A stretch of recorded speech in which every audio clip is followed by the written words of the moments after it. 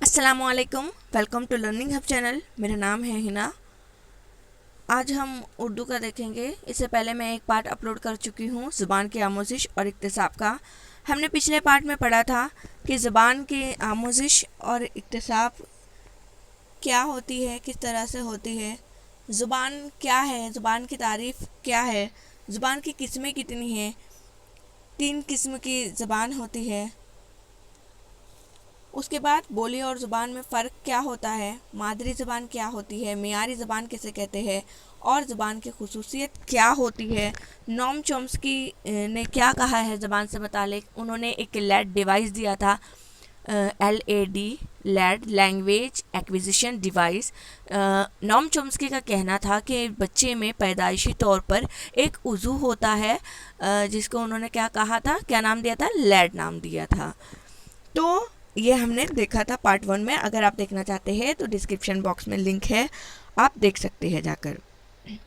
तो चलिए, आज हम पढ़ने जा रहे हैं जो एक थ्योरी बच चुकी थी कि प्याजे का क्या नज़रिया है और वाइगोत्स्की का क्या नज़रिया है ज़बान के मुतालिक। तो चलिए देखते हैं प्याजे और वाइगोत्स्की के नज़रिए। तो प्याजे ने क्या कहा है? प्याजे ने कहा है कि ज़बान जो होती है दिगर वफाकी निज़ामों की तरह गिरदोपेश के साथ तामुल करके मिलकर नतीजे में नशोनुमा पाती है। प्याजे का नज़रिया तामीराती है। कौन सा है? प्याजे का नज़रिया तामीराती नज़रिया है, जिसके मुताबिक हवासे खमसा सेंस ऑर्गन्स के ज़रिए इल्मी निज़ाम की तश्कील करता है। प्याजे ने क्या कहा है कि बच्चा हवासे खमसा के ज़रिए क्या करता है, ज़बान को सीखता है, और उनका नज़रिया कैसा था? तामीराती नज़रिया था। जबकि वाइगोत्स्की का क्या कहना है? वाइगोत्स्की के मुताबिक ज़बान समाजी राब्ते का नज़रिया है। वाइगोत्स्की ये कहते हैं कि जो ज़ुबान है तो बच्चे क्या करते हैं, समाज से इंटरेक्ट करके सीखते हैं, समाज से राब्ता कायम करते हैं और सीखते हैं। ज़बान की नशोनुमा के दौरान बच्चा 2 तरह की बोली बोलता है। वाइगोत्स्की के मुताबिक जब बच्चा ज़ुबान सीखता है तब क्या करता है, 2 तरह की बोली बोलता है, एक अनापरस्त और दूसरी समाजी अनापरस्त। कौन कौन सी? एक अनापरस्त और दूसरी समाजी अनापरस्त, जो वो खुद को मुखातिब करने और समाजी ज़ुबान का इस्तेमाल को मुखातिब करने के लिए करता है। ठीक है। एक में क्या करता है, वो अपने आप से मुखातिब होता है, जिसे हम कहते हैं सेल्फ स्पीच। बच्चे क्या करते हैं, अपने आप से, खुद से अपने आप से बातें करते हैं। ठीक है। वाइगोत्स्की ने सेल्फ स्पीच को बहुत ज़्यादा अहमियत दी है। उनका मानना है कि बच्चे सेल्फ स्पीच करके, खुद से बातें करके काफ़ी चीज़ें सीखते हैं। ठीक है। तो उन्होंने क्या बताया था, एक अनापरस्त, दूसरी समाजी अनापरस्त, ये 2 चीज़ें बताई थी उन्होंने। और उनके मुताबिक क्या है कि बच्चे समाज से इंटरेक्ट करके ज़बान को सीखते हैं। चलिए, अब हम कुछ इससे रिलेटेड जो हमने पार्ट 1 में डिस्कस किया था और इससे रिलेटेड हम कुछ क्वेश्चन सॉल्व करते हैं। पहला क्वेश्चन है हमारा, ज़बान सीखने का कौन सा पहलू सबसे अहम है? जब हम बच्चे को ज़बान सिखाते हैं, बच्चा जब यह ज़बान सीखते हैं, ठीक है, क्योंकि एक्वायर करना मतलब खुद से सीखना, इक्तिसाब।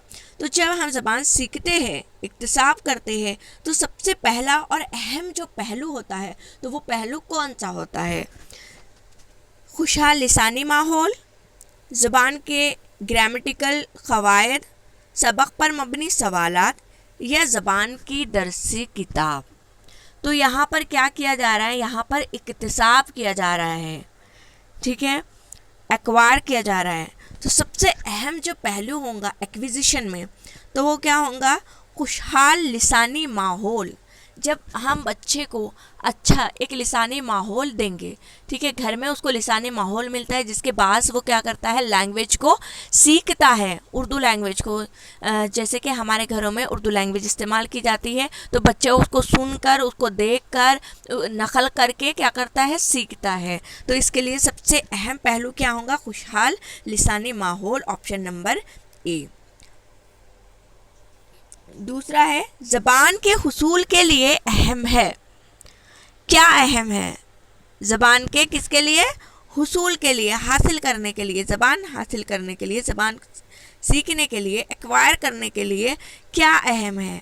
ज़बान का ग्रामर अहम है, दरसी किताब अहम है, ज़बान की तदरीस अहम है, या ज़बान की मुख्तलिफ शक्लों का इस्तेमाल अहम है। किसके लिए? यहाँ पर एक्विजिशन हो रहा है, एक्वायर करना है, हमें हासिल करना है। ठीक है, तो इसके लिए जो ऑप्शन नंबर डी है कि ज़बान की मुख्तलिफ शक्लों का इस्तेमाल, तो वो उससे क्या होगा? ज़बान हासिल होंगी।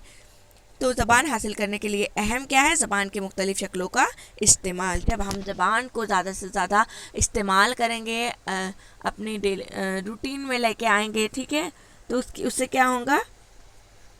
हम ज़बान अच्छे से सीख जाएंगे। बच्चे स्कूल आने से पहले कैसे होते हैं?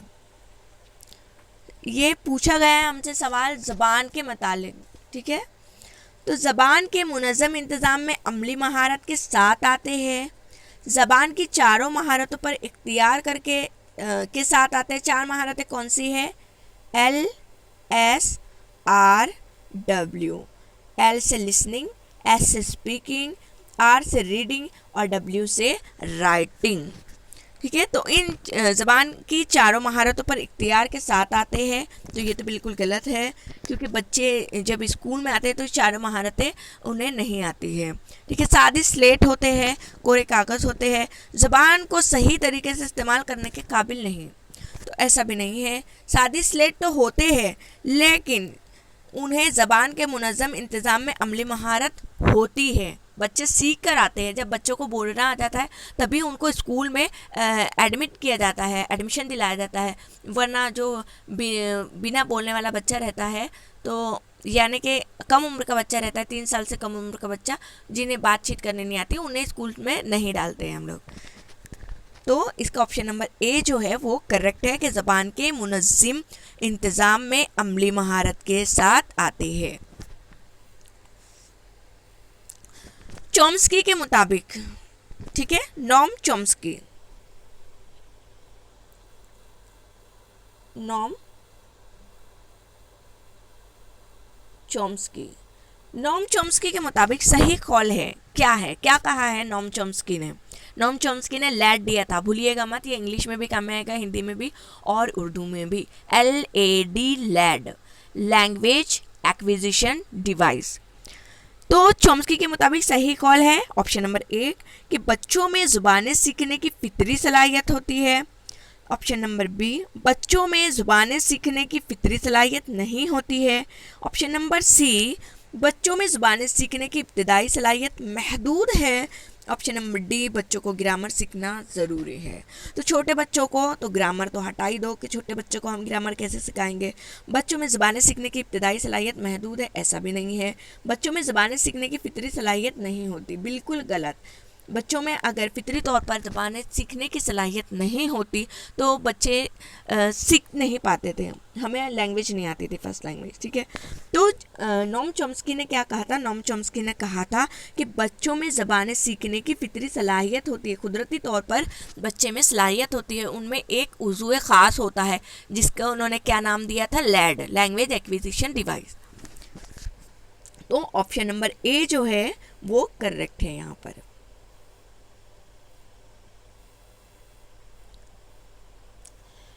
ज़ुबान के हुसूल के मुतालिक कौन सा कौल सही है? ज़बान सीखना एक मकसद के तहत होता है। समाजी व सकाफ़ती माहौल के माने जज्ब करने की सलाहियत फितरी होती है।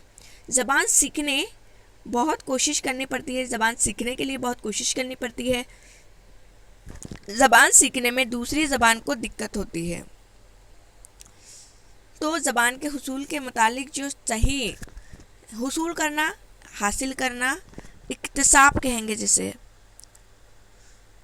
एक्वायर करना, एक्विजिशन, तो इसका जो सही आंसर होगा कि समाजी व सकाफती माहौल के मानी जज्ब करने की सलाहियत कौन सी होती है, फितरी तौर पर, कुदरती तौर पर होती है। ज़ुबान का वजूद और तरक्की किसके बराबर नहीं हो सकता? क्या? ज़ुबान का वजूद और तरक्की। तो ज़ुबान का वजूद और तरक्की जो है, क्या वो ख़ानदान के बराबर नहीं हो सकता, अदब के बराबर नहीं हो सकता, स्कूल के बराबर नहीं हो सकता, या मुआशरे के बराबर नहीं हो सकता? तो इसका जो सही जवाब है वो है ऑप्शन नंबर सी, मुआशरा। ज़बान का वजूद और तरक्की मुआशरे के बराबर नहीं हो सकता।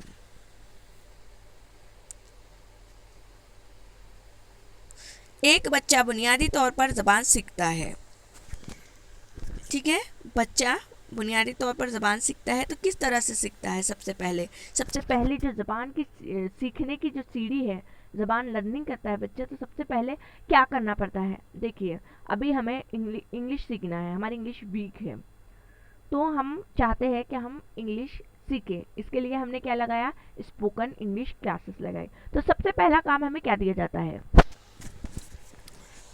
लिखकर, सुनकर या बोलकर। तो सबसे पहला काम हमें दिया जाता है, कुछ वीडियोस होते हैं जो कि हमें सुनाने के लिए दिए जाते हैं। बच्चा जब छोटा होता है तब वो सुनकर ही लैंग्वेज को सीखता है। सबसे पहले सुनकर अपने जहन में अल्फाजों का ज़ख़ीरा करता है, और फिर एक वक्त ऐसा आता है जब वो उसका इस्तेमाल करना शुरू कर देता है। तो इसका सही आंसर जो है बी, सुनकर के। एक बच्चा बुनियादी तौर पर ज़बान किस तरह से सीखता है? सुनकर सीखता है। एक बच्चा अपनी पहली ज़ुबान कुदरती तौर पर क्या करता है? कुदरती तौर पर सीखता है, हासिल करता है, नक़ल करता है, तक़वियत पहुंचाता है। तो देखिए, एक बच्चा जब है एक ख़ानदान में, ठीक है, एक बच्चा पैदा हुआ है अभी, अब हम उसको लैंग्वेज का माहौल दे रहे हैं, उर्दू में हम बातचीत कर रहे हैं, उसको आजा बेटा, क्या चाहिए तुझे, इस तरह से पहले वो इशारों को, फिर वो नोटिस करेगा, देखेगा, और फिर क्या करेगा? सुनेगा। और सुनने के बाद जो दूसरा स्टेप होता है वो होता है इमिटेट करना या नक़ल करना। तो बच्चा अपनी पहली ज़बान कुदरती तौर पर क्या करता है? नक़ल करके सीखता है। सुनता है सबसे पहले, वो देखता है, ऑब्ज़र्व करता है, ऑब्ज़र्व करने के बाद फिर वो नक़ल करने लग जाता है, बातों को दोहराता है, दोहरा के फिर अल्फाजों का उसके पास ज़ख़ीरा हो जाता है और वो बोलना स्टार्ट करता है। तो इसका सही जो आंसर है वो है नक़ल करना। सबसे पहला स्टेप सुनना है, उसके बाद नक़ल करना है।